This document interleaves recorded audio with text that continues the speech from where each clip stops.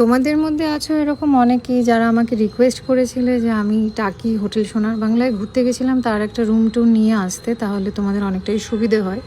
তো ভিডিওটা আমার করা ছিল, বাট এতদিন পোস্ট করা হয়নি, বেশ অনেকটাই সময় পরে আমি ভিডিওটা আপলোড করলাম।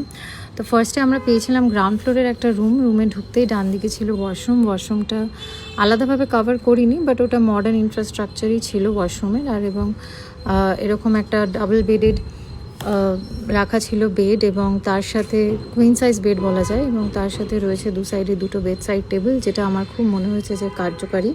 এবং পাশে রয়েছে একটা সোফা কাম বেড, উল্টো দিকে এরকম একটা মিরর, তার নিচে ইলেকট্রিক কেটেল এবং তার সাথে গ্লাসেস, আর তার নিচেই রয়েছে মিনি ফ্রিজ, পাশে এরকম একটা বড় ওয়ার্ড্রপ। এবং সব থেকে সুন্দর যেটা বলতে পারো যে আকর্ষণীয় ব্যাপার প্রত্যেকটা রুমের এদের এই প্রপার্টির, সেটা হচ্ছে এরকম একটা separate balcony for each room.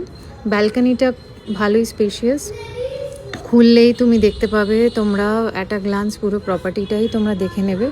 এবং তার সাথে ও সামনেই রয়েছে একটা বড় সুইমিং পুল, যেটা একটা ইনফিনিটি পুলের আকারে রয়েছে, এবং তার ঠিক পাশেই রয়েছে, তার সামনে এগিয়ে গেলে রয়েছে আমাদের ইছামতি নদী।